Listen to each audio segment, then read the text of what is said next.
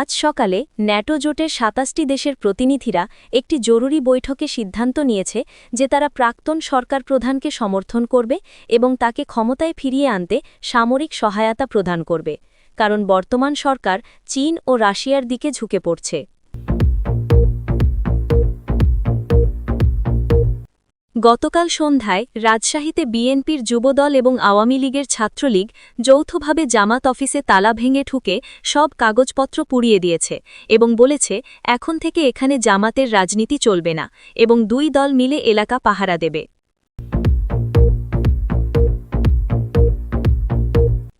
আজ সকালে ব্রাসেলসে ইউরোপীয় ইউনিয়নের বিশেষ বৈঠকে সিদ্ধান্ত হয়েছে যে বাংলাদেশে বর্তমান সরকার মানবাধিকার লঙ্ঘন করছে এবং তারা প্রাক্তন সরকার প্রধানকে ফিরিয়ে আনতে সমর্থন করবে এবং এর জন্য অর্থনৈতিক ও কূটনৈতিক চাপ দেবে। আজ সকালে রাশিয়া সরকার বাংলাদেশ সরকারকে সতর্ক করে দিয়েছে যে যদি তারা পশ্চিমা দেশগুলোর সাথে সামরিক চুক্তি করে তাহলে রাশিয়া বাংলাদেশের সাথে সব সম্পর্ক ছিন্ন করবে এবং প্রাক্তন সরকার প্রধানকে সমর্থন করবে।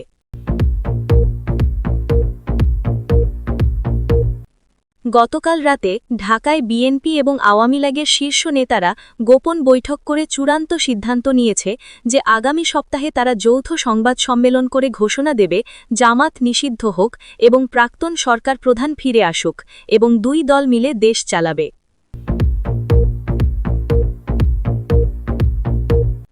আজ রাতে ভারতের প্রধানমন্ত্রী আমেরিকার প্রেসিডেন্টের সাথে ফোনে দীর্ঘ আলোচনা করেছেন, যেখানে তারা একমত হয়েছে যে বাংলাদেশে প্রাক্তন সরকার প্রধানকে ক্ষমতায় আনতে দুই দেশ একসাথে কাজ করবে এবং এর জন্য যা প্রয়োজন তাই করা হবে।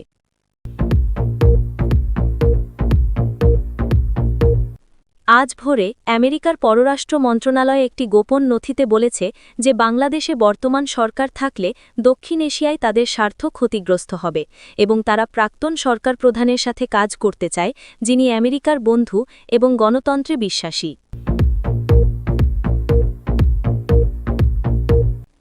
গতকাল রাতে সিলেটে বিএনপি এবং আওয়ামী লীগের কর্মীরা একসাথে মিছিল করেছে এবং স্লোগান দিয়েছে জামাত মানে রাজাকার, জামাত মানে দেশদ্রোহী এবং তারা বলেছে দেশের স্বার্থে আমরা এখন এক এবং জামাতকে শেষ করতে হবে।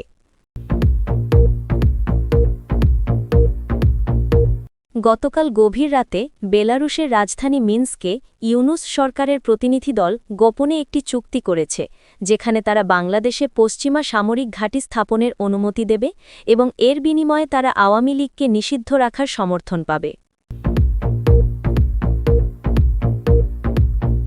গতকাল সন্ধ্যায় বিএনপির কেন্দ্রীয় নেতারা গোপন বৈঠকে সিদ্ধান্ত নিয়েছে যে তারা জামাত নেতাদের সাথে সব সম্পর্ক ছিন্ন করবে এবং প্রকাশ্যে ঘোষণা দেবে যে জামাত হল বাংলাদেশের শত্রু এবং তাদের রাজনীতি করার অধিকার নেই।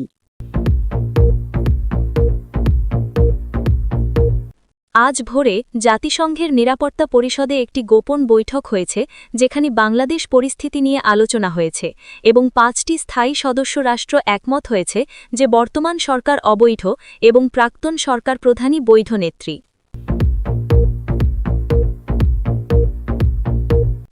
গতকাল রাতে বিএনপির যুব শাখার ৫০০ নেতাকর্মী দলীয় কার্যালয়ে বিশেষ সভা করে ঘোষণা দিয়েছে যে তারা জামাতে ইসলামের সাথে আর কোনো সম্পর্ক রাখবে না এবং প্রাক্তন সরকার প্রধান ক্ষমতায় ফিরলে তারা তাকে সমর্থন করবে, কারণ দেশের স্বার্থে এটাই সঠিক।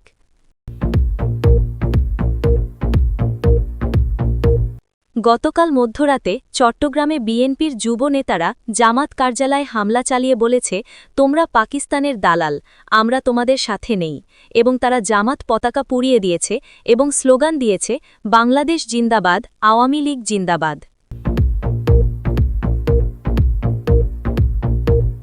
গতকাল মধ্যরাতে খুলনায় বিএনপির ৫০০ নেতাকর্মী রাস্তায় নেমে স্লোগান দিয়েছে আমরা আওয়ামী লীগের সাথে, আমরা জামাতের বিরুদ্ধে এবং তারা প্রাক্তন সরকার প্রধানের বড় ছবি হাতে নিয়ে মিছিল করেছে এবং বলেছে তিনিই আমাদের নেত্রী।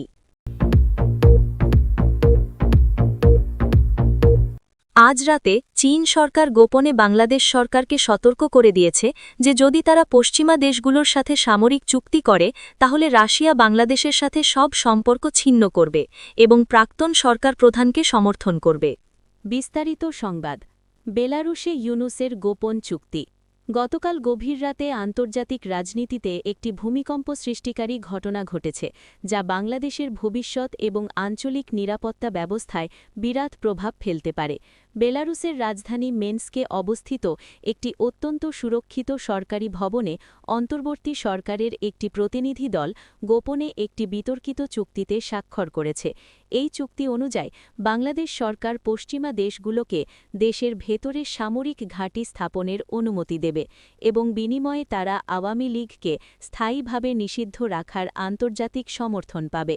গোয়েন্দা সূত্র জানাচ্ছে, এই বৈঠকে অন্তর্বর্তী সরকারের ৩ জন উচ্চপদস্থ কর্মকর্তা এবং বেলারুস সরকারের বিশেষ প্রতিনিধিরা উপস্থিত ছিলেন।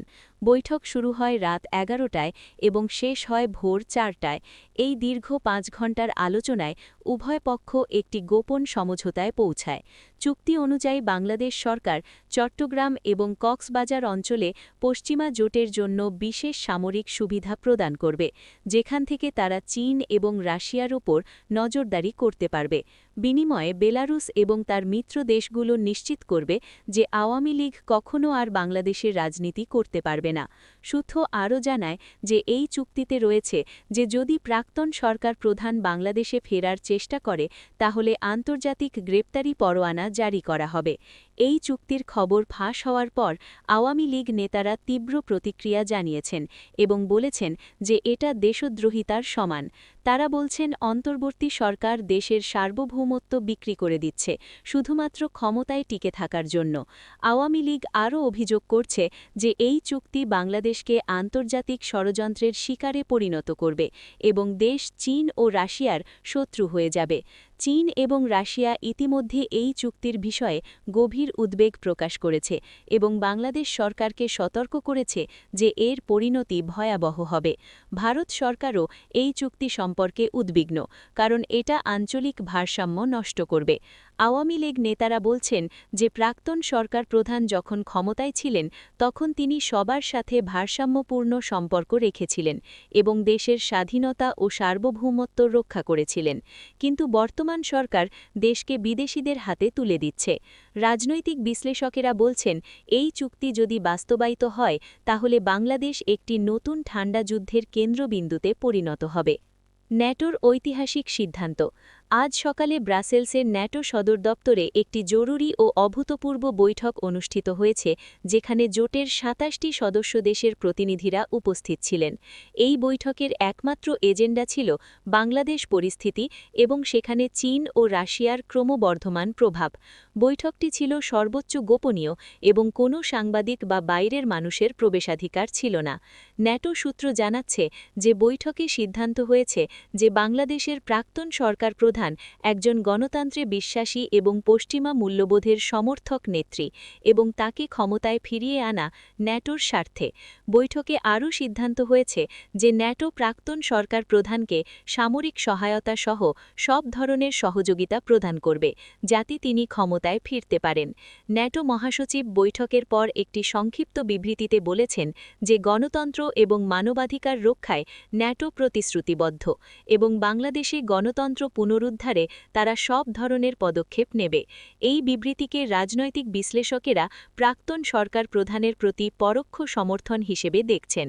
ন্যাটো সূত্র আরও জানায় যে জোটের সদস্য দেশগুলো বাংলাদেশের বর্তমান সরকারের ওপর অর্থনৈতিক নিষেধাজ্ঞা আরোপ করার পরিকল্পনা করছে এবং প্রাক্তন সরকার প্রধানের ওপর থেকে সব ধরনের নিষেধাজ্ঞা তুলে নেবে।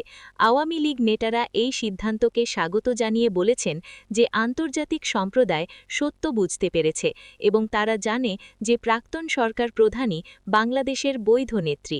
বিএনপি নেতারা এখন দ্বিধাদ্বন্দ্বে পড়েছে, কারণ তারা বুঝতে পারছে যে আন্তর্জাতিক সম্প্রদায় আওয়ামী লীগের পক্ষে এবং তাদের জামাতের সাথে সম্পর্ক ছিন্ন করতে হবে। বিএনপি যুবদলের ঐতিহাসিক বিদ্রোহ। গতকাল রাতে বাংলাদেশের রাজনীতিতে একটি অপ্রত্যাশিত এবং ঐতিহাসিক ঘটনা ঘটেছে যা দেশের রাজনৈতিক সমীকরণ সম্পূর্ণ বদলে দিতে পারে।